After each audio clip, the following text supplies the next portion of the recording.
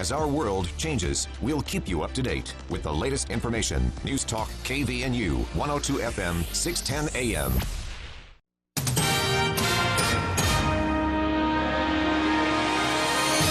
KVNU News Time is 5:05. I'm Bill Walter with this news update brought to you by Mount Logan Laundry.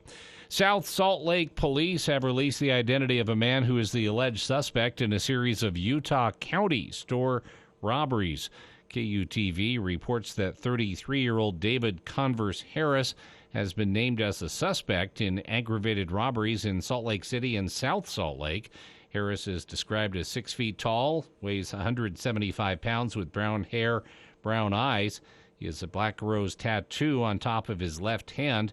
Harris is a homeless man that's known to hang out in the Salt Lake, South Salt Lake, and West Valley City areas.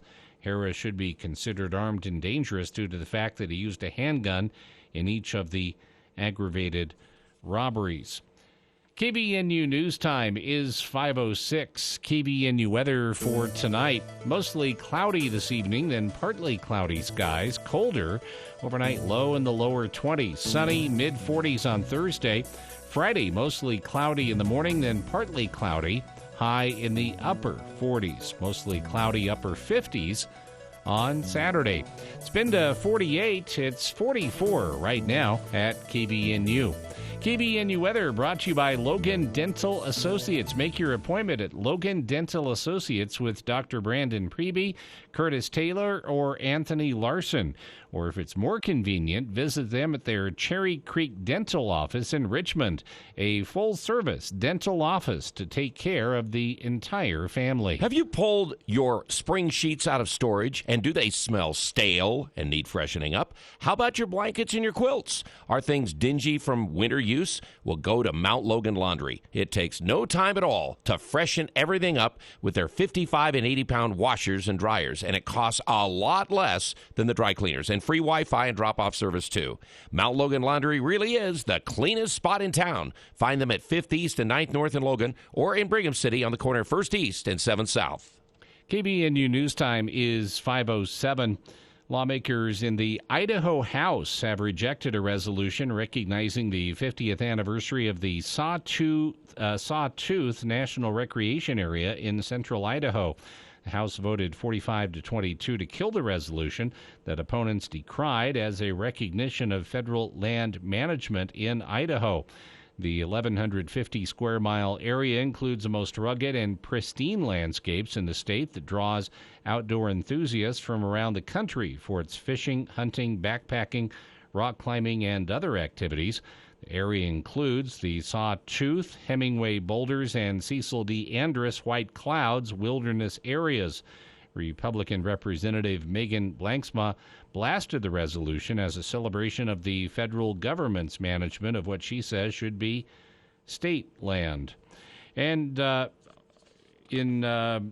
shadow primary has begun to take shape among no fewer than three fierce Republican critics of former President Donald Trump to determine who's the best position to occupy the anti-Trump lane in the next presidential contest. Maryland Governor Larry Hogan is planning trips to Iowa and New Hampshire. Congressman Adam Kinzinger of Illinois is already offering a rough timeline for a potential announcement. And Congresswoman Liz Cheney of Wyoming has vowed to do whatever it takes to block Trump's return to the White House. Their apparent willingness to run represents a remarkable shift from 4 years ago, when never-Trump operatives failed to recruit any GOP office holders. KVNU News Time is 5:09. For more details on these and other stories, visit CashValleyDaily.com. Keeping you informed 24/7. News Talk KVNU 610 AM and 102.1 FM. If you think it's expensive to hire a professional, just wait until you hire an amateur. Why the heck is the roof leaking? Larry, you said you got it fixed. I thought it was fixed, Donna. Everything was fine until it started raining. Larry, that's the point of fixing the roof, is so we can actually live here when it's stormy outside. This is David with Roof Rescue. Our experienced roofing team is tried and true and will fix your roof guaranteed. Visit roofrescueusa.com to schedule your free roof inspection. Roof Rescue, providing watertight peace of mind. What is community? It's Friday Night Lights with laughter as post-game commentary. It's fun runs, fun rakes. It's passing the boot for local heroes. And it's breaking ground for groundbreaking startups. This is what makes a community. And it's what makes a community bank. It's fertile financial resources turned back into local soil. Here's to people helping others thrive. This is community banking. D.L. Evans Bank, since 1904. Member FDIC. Work, school, grocery shopping, doctor's appointments, the gym, to the airport to pick up loved ones, to the kids' soccer games, piano lessons, out for movie night, to hear your favorite band in the city, over to Grandma and Grandpa's house, and on last year's amazing road trip. Your vehicle takes you so many places. Protect it. When you leave your vehicle, remember to always take your keys or key fob with you and lock the doors. If you suspect auto theft, contact the National Insurance Crime Bureau at 1-800-TEL-NICB. That's 1-800-TEL-NICB, or visit our website at www.nicb.org. A public service message from the National Insurance Crime Bureau.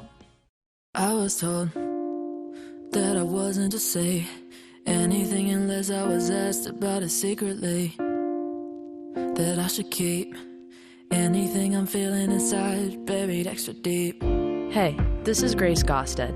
I'm a singer-songwriter, and like many, I've been traumatized by years of bullying. You're ugly, you're stupid, you're gay, you're worthless. I've felt fear, humiliation, and shame. Bullying causes real harm and can result in severe long-term depression, anxiety, addiction, and even self-harm. I created the Black Box Project for anyone who has ever felt different for any reason. So what are you hiding? What are you feeling? Go to theblackboxproject.org to hear from me, a mental health expert, and find resources to help you take the first step on the road to healing. Again, go to theblackboxproject.org. You are not alone. Hey, hon, what you doing with your phone? Taking pictures? No, I'm asking it questions. Like what? Hey, Bobo, do flowers have best friends? I'm sorry. I'm afraid I don't know that. Hey, follow me. I want to show you something. Look, flowers do have best friends. Whoa. Some answers can only be found in nature. Discover the unsearchable. Visit discovertheforest.org to find a trail near you. Brought to you by the United States Forest Service and the Ad Council. There's a lot going on right now, and broadcasters are on the ground covering all of it, bringing you the weather, the traffic, and breaking news, all while entertaining you 24 hours a day. Someone needs to tell you what's going on around the world and in our hometowns. And that someone is us. We are free radio. We are always there. We are broadcasters. Visit wearebroadcasters.com or text radio to 52886 to learn more. Furnished by NAB and this station. Thursday edition, Clay Travis and Buck Sexton show. The NCAA tournament is underway. We'll see what Buck's brilliant bracket challenge looks like. I'll also unveil my own. We'll talk with Senator Rand Paul about the latest on Dr. Fauci. And, Buck, you got Bill Barr in studio. Going to be talking to former Attorney General about what election integrity would mean going forward, his new book, and much more. Join us on the Clay Travis and Buck Sexton Show. 10 to 1 on News Talk KVNU, 102 FM and 610 AM.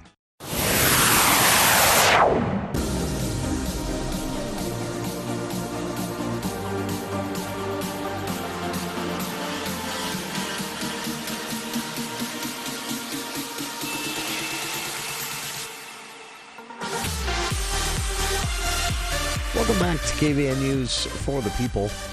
Oh, I forgot, Bill. I had Glenn Campbell request. I've been into Glenn Campbell lately. I don't know why. Hour 2 of today's show. You had a lot of memorable songs. That's right. I'm Jason Williams. Bill Walter here as well. And we had hoped... So our plan was we were going to drop in just about 10 minutes late on this Mike Lee Access Live event. He calls these town halls, but they're not. And I'm tired of politicians getting away with that. These are not town halls. They filter the audience. They script they don't script the questions. They screen the questions. These are not town halls, but they are easy things for senators to do in their home states when they can't travel home. So I'm glad they happen. I just don't like that they call them town halls and check off did a town hall on their to-do list. No, do real town halls, Senator. All senators. And this, for some reason, it's weird. This is a Senate thing. The House doesn't fall into this trap as often, but many senators kind of cheating the public on what they're calling town halls these days. Anyway, rant over.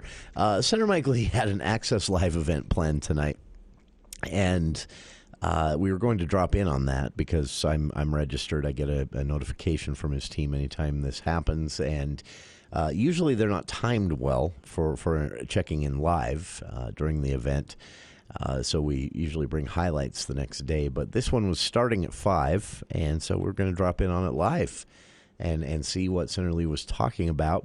But unfortunately, he canceled it. This is due to the timing of some Senate votes, and so Senator Lee was not able to actually be in the room where the equipment was set up for the Access Live event at its scheduled start time. So Senator Lee's team, I reached out to them. They said they will reschedule this, but at this point, there is not an official date or time set on this, but we'll keep you posted. It's been interesting watching both of Utah's senators in the Senate. The Senate is having a rare moment of professionalism and collegial getting along, mainly due to the fact that what's going on in Ukraine has everybody worried. And so there have been unanimous resolutions passed. There have been unanimous applause and even a standing ovation earlier today for Ukrainian President Zelensky, who presented virtually to the United States Congress today. And it's something we haven't seen in several years from the Senate. This type of, I mean, this is kind of harkening back to the Senate as most people like to pretend it still exists today, and it doesn't. Back to a time when the Senate was the more deliberative, thoughtful body, frustrating everyone how slow they were, but also pleasing others at times because they were slow. It's the whole intent of the design of the Senate. And unfortunately, over the last few years, it's broken down and become a bit of a circus. And both major parties, I think, to blame, though not equally, but in their own ways to blame for that. It's gone away the last couple of weeks as senators, as the nation rallies around Ukraine.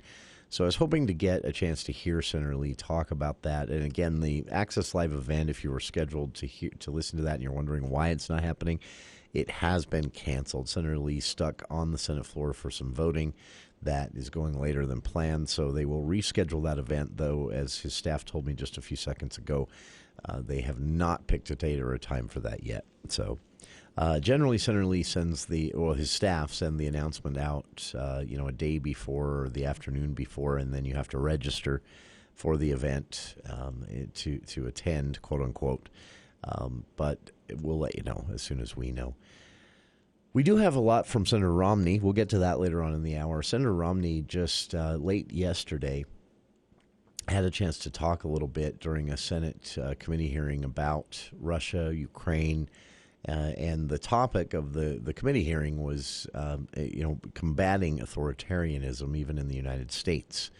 And Senator Romney talked a little bit about some experience he had in the private sector that he's not really ever talked about before. So I grabbed that audio, and we'll get to that later on in the hour. But again, as far as I'd promoted online, listening to Senator Mike Lee talk about the situation in Russia and Ukraine, unfortunately, Senator Lee had to cancel that event due to Senate voting still going on. So it's the big debate right now, for those curious, and Senator Lee and Senator Romney have both weighed in on this, but the big debate right now is no one's debating whether the U.S. should help.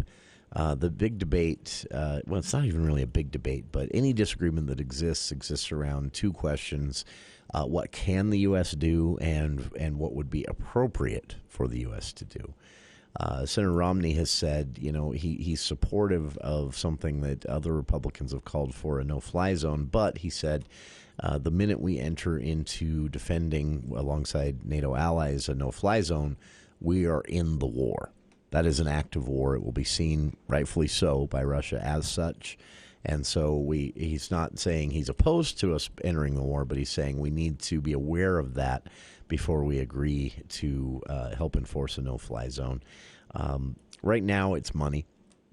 About $800 million was announced by the White House today, headed towards Ukraine.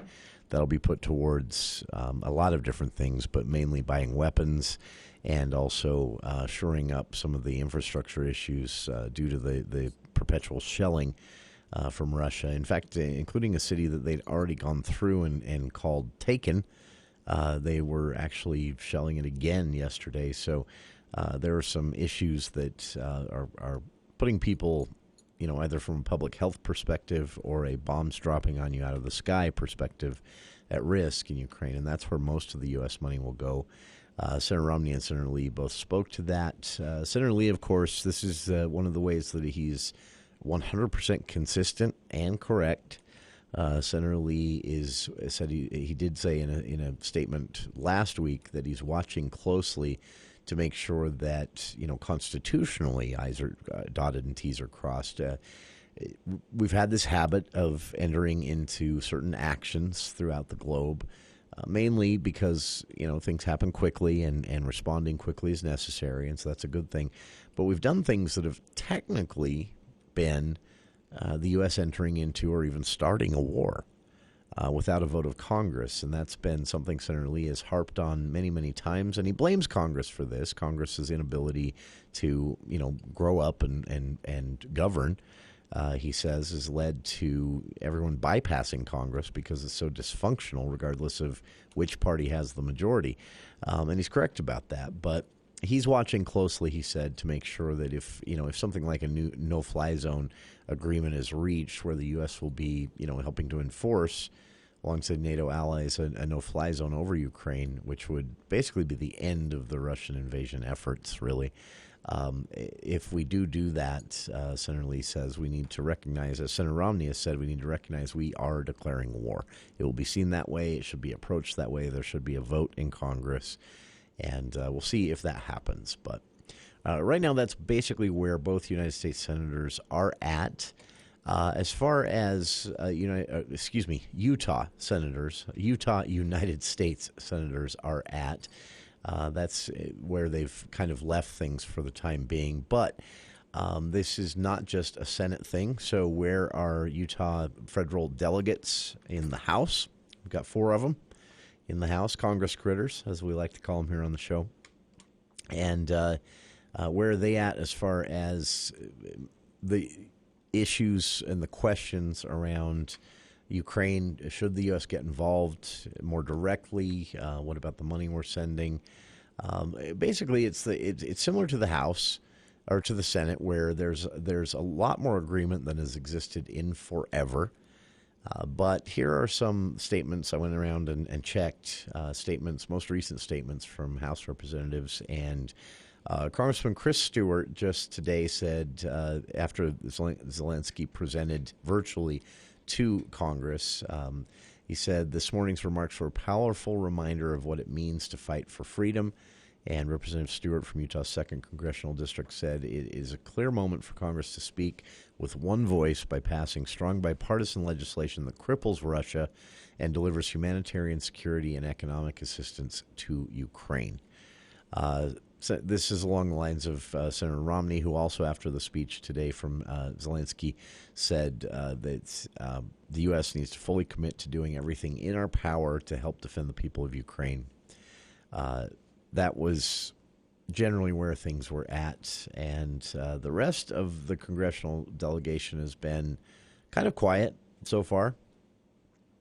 They have all tweeted and put out statements in support of whatever we do, but there are so many questions right now. I'm not sure anyone, even our representatives in the United States Congress, really know what the options are. But the latest from them, at least, Representative John Curtis, after Zelensky's speech today, said, "We need to do what we can to help Ukraine. And as I have called for already, we must give them more weapons and resources to defend themselves and increase sanctions against Russia." Curtis said, "By supporting Ukraine along with our European allies, we can show Putin he will not win this unprovoked invasion." And from Utah's 4th Congressional District, Representative Burgess Owens said, "Vladimir Putin is a power-hungry madman, and the misery he is unleashing on innocent men, women, and children is sickening.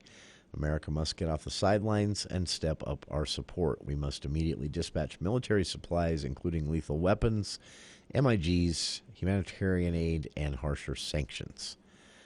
And so that's where they're at. Here in Congressional District 1, our own representative in the United States House, Republican Representative Blake Moore, is actually a member of the House Armed Services and Natural Resources Committee.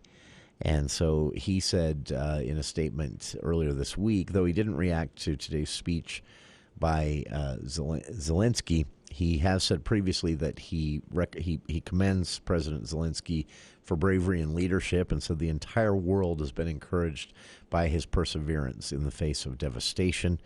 And as a member of the House Armed Services and Natural Resources Committee, Moore is working to push legislation that supports Ukrainian people by imposing harsher sanctions, even than we've already done on Russia, and providing lethal aid to Ukraine's security efforts. So Moore said he would also like to see measures taken through his position on the House Armed Services Committee. He can push for this type of thing.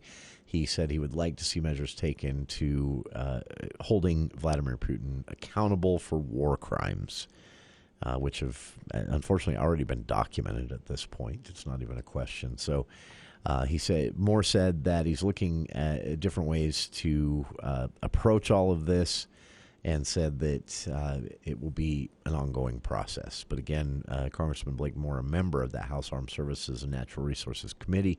So if a final decision is made or an agreement reached on what Congress wants to do, can do, or should do in response to all of this, Congressman Moore will probably be one of the first to know. So there you have it. The latest statements from our federal delegates, from 2 United States senators to our 4 House representatives on the Russian invasion of Ukraine and the current situation there, after a speech was given today that led to a unanimous standing ovation in Congress as Ukraine President Zelensky asked via a virtual presentation and speech for more weapons and more supports. By the way, Zelensky referenced some United States history in his request today. He said, "Remember Pearl Harbor, the terrible morning of December 7th, 1941, when your sky was black from the planes attacking you. Remember September 11th, the terrible day in 2001 when evil tried to turn your cities, independent territories, into battlefields." That's how he began, and Zelensky said, "Our country is experiencing the same thing right now, every day, and at this moment, every night for 3 weeks. We need your help." And again, including Utah's members of Congress, a standing ovation after the presentation today. Check it out. If you'd like to see the video of that presentation or any of the statements after the presentation from our representatives, our federal delegates, I've linked to them all on our Facebook page, and we'll be back right after this.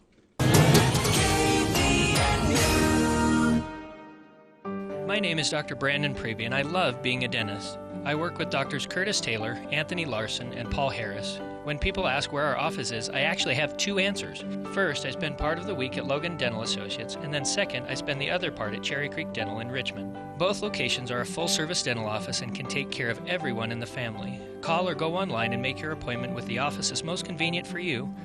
Logan Dental Associates in Logan or Cherry Creek Dental in Richmond. Don't let winter driving conditions hold you back. At Murdoch GMC Chevrolet Buick Cadillac of Logan, we've got the lineup to get you anywhere with confidence. There's never a better time than truck month to drive home a new 2022 Sierra, Acadia, or Terrain with 0% interest for 3 years. When you walk through our doors, you feel like family. At Murdoch Chevrolet Buick GMC Cadillac in Logan or online at MurdochChevroletLogan.com. Call 866-628-2065 or see dealer for complete details. Offer expires 3/31/22.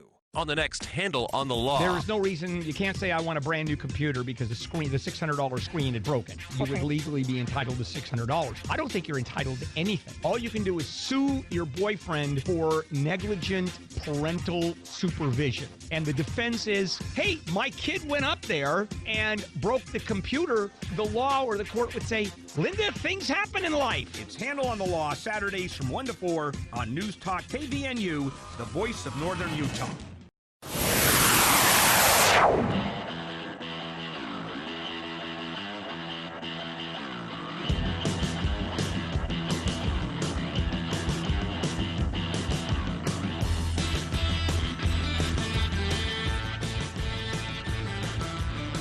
Welcome back to KVNU's For the People. Bill, I got scooped by our own news team. This was one I was working on for next week, and Rod Bohm got ahead of me on it. Rod. There's trouble a-brewing. You know, I shouldn't make light of this because this is actually very serious and is something that, though this story relates to Franklin County, is coming to Cache County. This is something we'll be dealing with, too, as growth it continues to explode and houses continue to be built. And, yeah. So, coming out of Franklin County Commissioner Robert Swainton went to a recent city council meeting there in Preston and presented for the Consolidated Canal Company. And I caught wind of this presentation, gave it a listen, and then reached out, and we were actually going to do something with this on the show next week. Again, Rod beat me to it. That's what good journalists do, though. They beat their afternoon talk guys to the stories. So Rod actually has written this up at CacheValleyDaily.com, and it speaks to growing pains, of course, as almost everything does, but it also speaks to how quickly something can be forgotten as we plan, as we sign off on these things, as we wrap our heads around the changes. It can be a lot, and it's easy for something that never should fall through the cracks to fall through the cracks. And this is one of those things. It's basically the story of development happening over, around, or near buried canals without anyone bothering to check. And it's a growing concern. Swainton said, with all the vacant farmlands being sold, and again, this is in Franklin County, but this is a Cache Valley problem too. We just haven't realized it. Now watching what's happening in Franklin County, we can get ahead of it, I think. But Swainton said, the county commissioner there in Franklin, Swainton said, all the vacant farmlands being sold to building developers are worried people will try to build a home over or too close to one of the consolidated piped or buried canals, and we'd like to have people check with us before they start building a house in the county. Many of these, so the pipes were buried in the ground to conserve water. A lot of that has happened here in Cache Valley, too. Open ditches lose about 30% BOEM rights of the water due to seepage and evaporation, whereas buried pipes do not. And water there in the Franklin County area from the Mink Creek and Cub River area also is a source of hydroelectric power generation at the top of the Glendale Reservoir there. And also it's stored for irrigation crops in several reservoirs throughout the county. So it moves around quite a bit more than people maybe realize. And there is some concern after some close calls, as I understand it, by developers who didn't ask that, well, not everyone who should be consulted on new construction has been consulted. And again, this isn't a scenario where canal companies are asking for approval.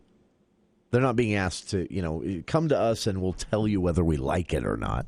What they're asking for is the developers check with them for maps, for the developers call and say, hey, we're about to build in this previously very, very unoccupied piece of agricultural land that is now going to be a sprawling subdivision. And we're just curious, are there any buried 30-inch pipes beneath this land? Again, out of respect to the developers, both Swainton and others at the council, I listened to the audio that night, did not name a developer or anyone.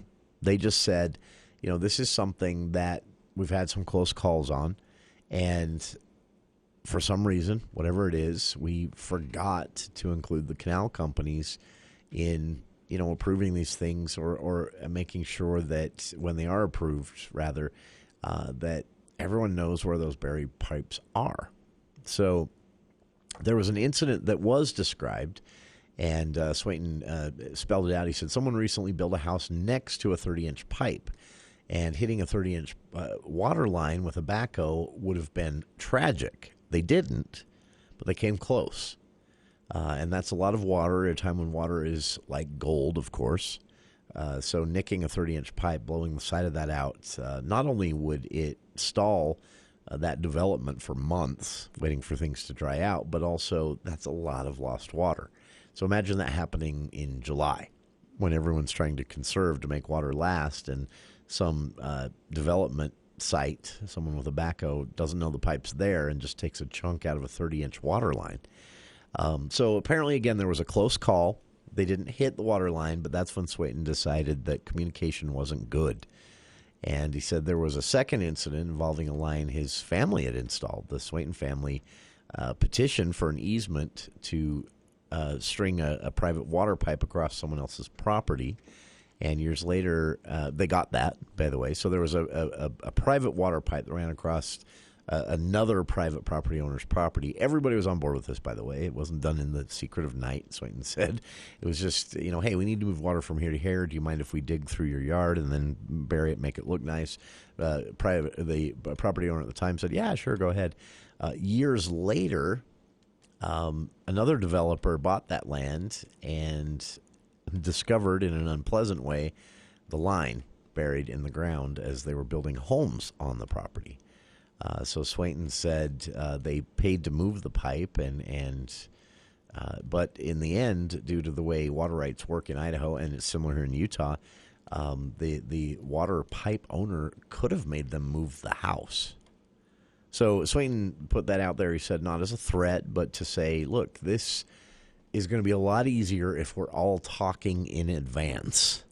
But to me, this was kind of fascinating because it just highlights how much, as all this change happens and as it speeds up and the population grows and grows and the subdivisions sprawl and sprawl, you're getting into some territory where, the only person that knows what's buried under there might be a handful of people at a canal company who have no idea the development's happening because nobody called to ask them.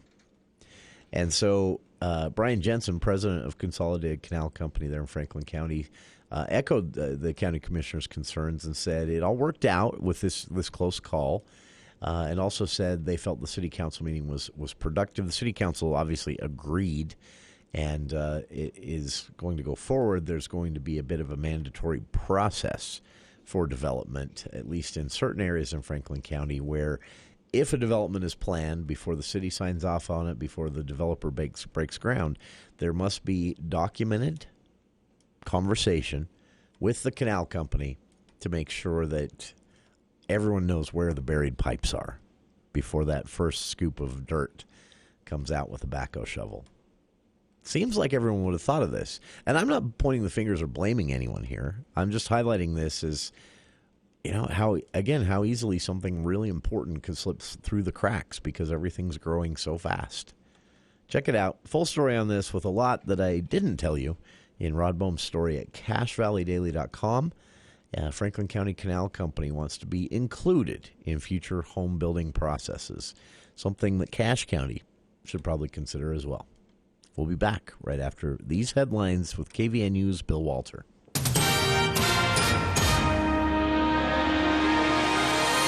Thank you, Jason. KVNU News Time is 5:39, and the news is brought to you by Northern Steel Buildings.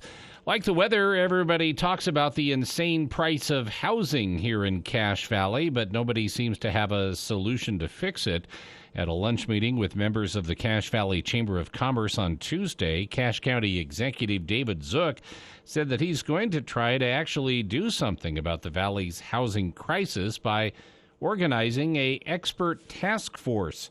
Zook explained that he has already asked a number of people to serve on this task force.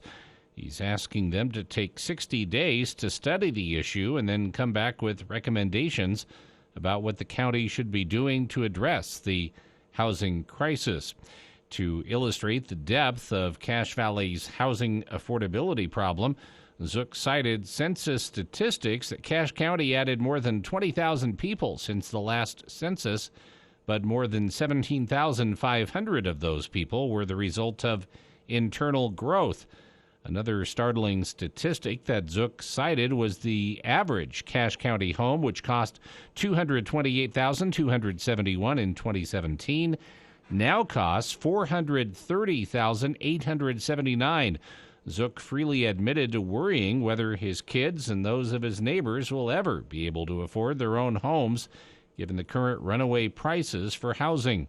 The county executive suggested that implementing any mitigation strategies recommended by the still-to-be-formed task force may involve enacting state legislation, city ordinances, education initiatives, and things of that nature. The Idaho House has approved a resolution that characterizes the New York Times 1619 project as a divisive re-education campaign about slavery that causes shame. The resolution, approved Tuesday with a 54-10 vote and no Democratic support, also promotes former President Donald Trump's 1776 commission aimed at patriotic education in schools, but that historians have rejected as political propaganda. The Idaho Senate approved the resolution last month. Trump established the commission in September 2020 to rally support ahead of that November's general election. President Joe Biden, in an executive order shortly after taking office, disbanded the commission and withdrew its report. The Idaho resolution does not have the force of law, but expresses the wishes of lawmakers. And for the 10th season in a row, Utah State failed to secure a win in the postseason.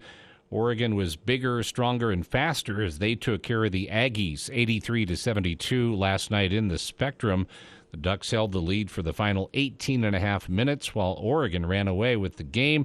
Thoughts turned towards the four Aggie seniors, while three players still have a year of eligibility. This could have been Justin Bean, Brandon Horvath, R.J. Idlerock, and Brock Miller's final game in Aggie Blue. You can read more of Jake Ellis's story at CacheValleyDaily.com.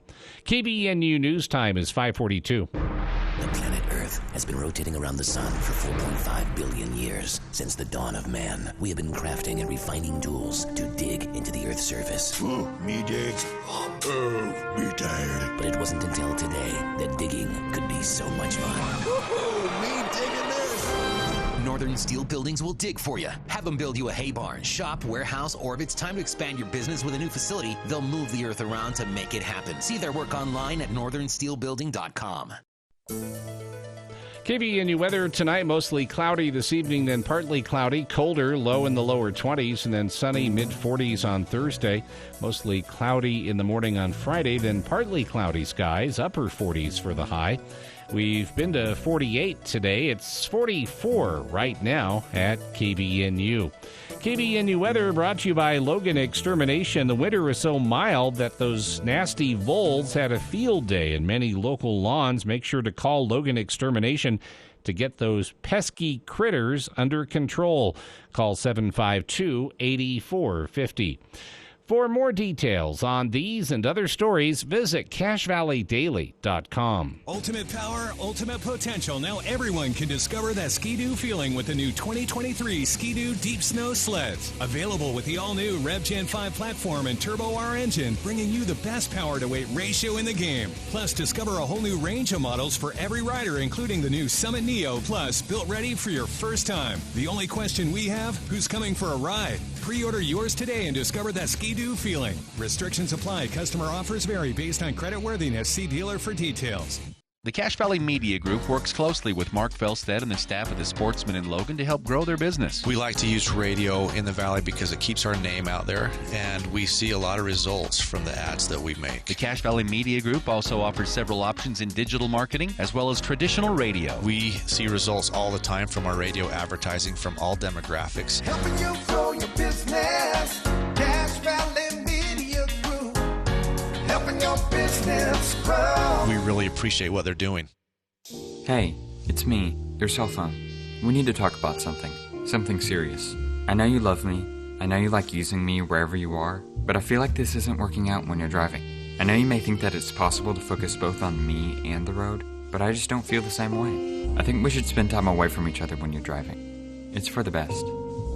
Visit StopTextStopWrecks.org, a message brought to you by the National Highway Traffic Safety Administration, Project Yellow Light, and the Ad Council. Jill, why don't you tell the class what you did this weekend? Well, my dad and I went in search of some magical minnows and found a zillion of them in the stream from our lookout rock. Then my sister and I escaped from an evil slug king and went back to my super twig fort for safety. Then we told stories till it got dark, and the Big Dipper led us all the way home. Wow. Where were you, Jill? We went to the forest. It's not that far away. Ask your parents to take you and your friends to the forest this week. It's closer than you think. Check out discovertheforest.org. Brought to you by the U.S. Forest Service and the Ad Council. It's time to vote for the Best of Northern Utah, presented by Campbell's Snacks, home of Pepperidge Farm. Best of Northern Utah. This is the contest every business hopes to win. So vote now and let your voice be heard. You can vote once per day, every day through March 30th at thebestofnorthernutah.com. Best of Northern Utah. Reward your favorite businesses in and around Cache Valley. Vote now in the 2022 Best of Northern Utah contest, presented by Campbell's Snacks, home of Pepperidge Farm. Best of Northern Utah.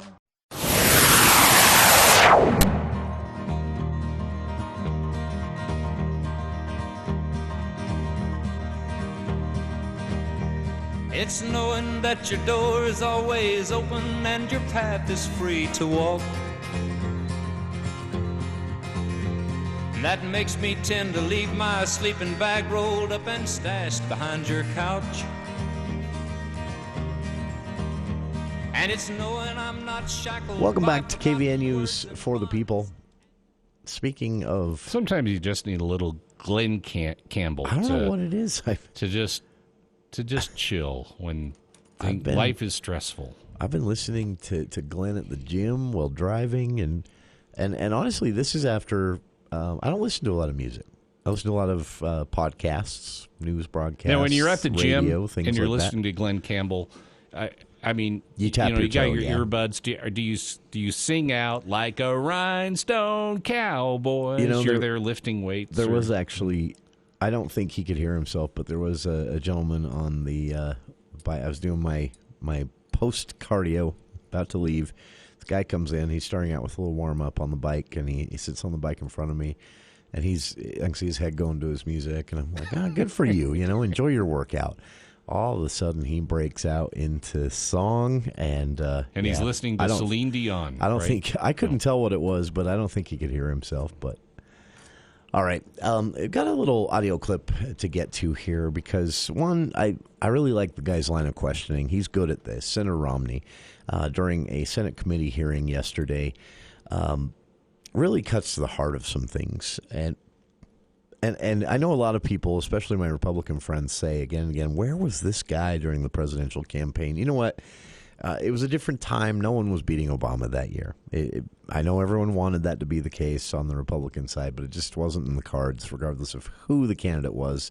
Don't blame Romney. Although his campaign did have some massive missteps, I don't think anybody was beating Obama that year. He was a very popular president. So put that aside and stop wondering where that Romney was. I think this Romney has always been around. just a little more visible and audible these days as a United States Senator. But the reason I wanted to highlight this is, so the conversation included two experts on authoritarianism around the world and here in the United States. The way it pops up with domestic issues is, well, misinformation. I can't remember who it was in the first few days of the Trump White House. She said, it was Kellyanne Conway said, this is an alternate facts, she called them. That's a propaganda tool usually reserved for authoritarian regimes. And misinformation, outright lies that are spun as, I'm just asking questions, like Joe Rogan does on his podcast no one should listen to. They're dangerous because they're a tool for authoritarianism. That's how it slips in. Every successful authoritarian has ridden a wave of muddied waters, and I'm just asking questions about the facts, to muddy the waters around the facts, basically. That's the goal of just asking questions. They've risen to power on that. So a couple of authors and security experts and foreign policy experts, both of them combined, were brought to a Senate committee hearing on which Romney serves, and they were asked to testify about what they're seeing around the world, how it relates to the dis and misinformation problems here in the United States, and with the Russian invasion of Ukraine, when it comes to propaganda out of Russia. Is the U.S. fighting it? Have we lost the tools to fight it? That was the general sense of the conversation. And everyone was just kind of doing here's my 15 minutes. I want to get a clip from C-SPAN to share with my constituents so they think that I'm doing my job. And only Senator Romney decided to take this committee hearing very seriously. And here's just a bit of what Senator Romney had to say yesterday. I'd just like to note that I deeply respect both of the panelists today. I had the occasion to work with Daniel Twining at IRI and have watched him over the years, an extraordinary leader of that organization and an extraordinary mind. And Ann Applebaum, I have enjoyed reading her books and her articles at Atlantic. But her book, Twilight of Democracy, is one which has obviously captivated many of us that follow the great battle that's going on between authoritarianism and freedom. I would note, Senator Kaine, as you know, I spent most of my career in the private sector, and I look at how the federal government is organized and managed, and I see nothing like it in any corporation anywhere in the world. Any entity that was trying to accomplish a significant purpose would be organized very differently than our government. We have agency after agency, department after department. Who's the chief operating officer? Who are the group vice presidents? We are not organized to take on something as important as communicating who we are and communicating the power of freedom. And we have, as Ms. Applebaum has pointed out, people throughout government doing a little bit of communication, but we have not put that together. Even the Russians have a department of propaganda, as I understand it. Why we don't have a single entity responsible for communicating our message throughout the world, I don't quite know. Ms. Applebaum, you've spoken about the need to get public information to the people in Russia.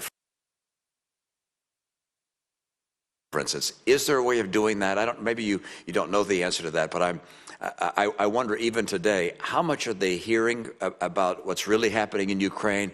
The idea that we still have something called Voice of America and Radio Free Europe, I scratch my head. Does anyone listen to the radio anymore? I mean, do we not communicate in the methods that the Russians, for instance, are using, and more effectively? And what are they hearing?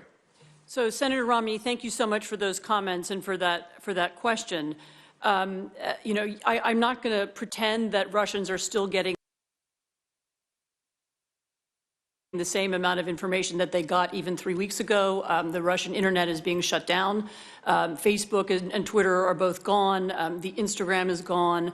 The digital space inside Russia is closing. I think that this means that what we need to do, and this is and I know that some of the radios and others are beginning to think about this, is shift from an era of kind of bullhorn digital broadcasting where we just put stuff out to a new era of digital samizdat, so mobilizing informed citizens, contacting people either in the diaspora or inside the country who we know are able to get messages on, or who are influencers, or who can pass on information, and target them. What we need to do is much more careful targeting of who our information goes to. And as I said in one of my previous answers, put much more careful thought into who are the audiences, what are the audiences hearing, what media are they actually getting, and how can we get into that? I don't think that we know the answer right now, because I don't think we've thought that way in a long time, but I do think the answers are knowable and it could be done. Daniel, do you have a sense of what Russians are hearing today? You have colleagues that are working in Russia.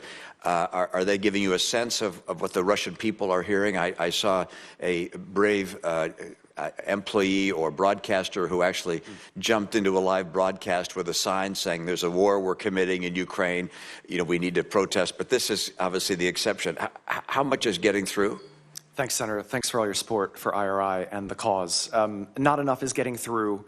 Most Russians, it sounds like, anecdotally support Putin's war. After you've and propaganda that Ukraine conducted aggression against Russia and NATO conducted aggression against Russia. So we have a fundamental problem. Russians also don't see the Kremlin has been very sharp in censoring images, you know, of the battlefield, of wounded Russian, captured Russian soldiers, that sort of thing. So in addition to telling America's story in a country like Russia, really, we should be doing a better job of getting information into Russia, showing what Russians are doing to their Slavic brothers in Ukraine. Using Chechen terrorists is probably the best. Well, just stop there. C-SPAN has this weird pausing thing. Again, that was a line of questioning from Utah United States Senator Mitt Romney, and it kind of cut to the heart of this. And as Romney began there, you heard from Ann Applebaum and I forget the other guy's name, Robert Downing, I think. Both authors, both researchers, both scholars of both foreign policy, but also propaganda, authoritarianism, misinformation, how it's used by bad actors to rise to power. And Senator Romney basically saying, look, we know this is happening. We know Russia's doing it. We know some other countries are doing it. Does the U.S. even have anymore an apparatus to combat it? We once did, but Senator Romney pointing out, it seems kind of haphazard now. Too many agencies all in charge of handling this thing. Maybe, as Romney suggests there at the first, maybe the whole U.S. propaganda effort to combat the propaganda of authoritarian regimes should have a COO in charge of it. Interesting suggestion. A great line of questioning from Senator Romney there. If you'd like to hear the whole thing, I've linked to the C-SPAN discussion on our Facebook page, and we'll be back right after this. I'm Larry Gelwigs, the getaway guru with Morris Columbus Travel and Celebrity Cruises. It's our spring cruise sale with 25% off cruises and airfare, plus free drinks, free Wi-Fi, and free prepaid gratuities on most Celebrity Cruises through March 2023. And for the best travel deals on the planet, give us a call at Morris Columbus Travel. Come on and get away, Morris Columbus. You already know H&R Block does taxes, but you may not know you can get expert help in person or virtually, or that our tax pros average 10 years of experience. You can even request the same tax pro every year, and your biggest possible refund is always guaranteed. At H&R Block, help is here. All tax situations are different. Not everyone gets a refund. Limitations apply. See hrblock.com/guarantee. Make your appointment with H&R Block in Logan by calling 752-1651. That's 752-1651, or download the H&R Block app. Proud to be locally owned and operated. H&R Block in Logan. Draper Philharmonic and Choral Society and Cache Valley Arts bring you an Easter event unlike anything that's graced the stage in Logan ever before. March 25th and 26th at the Ellen Eccles Theater with cinematic music, Broadway-level talent, and a cast of over 100 exceptional musicians. King of Kings along with Lamb of God combine to give you an epic musical experience. This concert is a musical panorama of the life and mission of Jesus Christ, told by those who were there. Tickets are available at draperphilharmonic.org or cachearts.org. A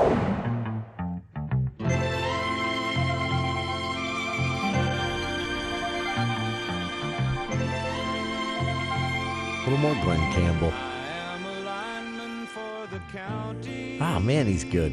I don't know what it is. I get certain artists stuck in my head, and I just enjoy their music for a few weeks, and then I move on. But Glenn Campbell, he produced, some very listenable, songs. Some very dated stuff too. I've been reminded listening the last week or so. It's you can tell the era it was in, but fun stuff.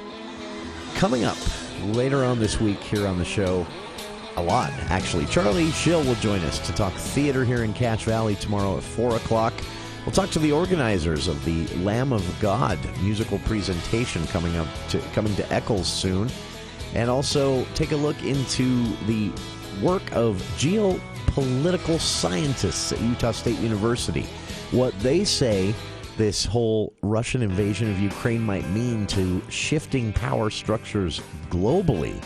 Who might come out on top and who won't? Tomorrow on KVNU's For the People, Dave Ramsey is next here on KVNU Logan.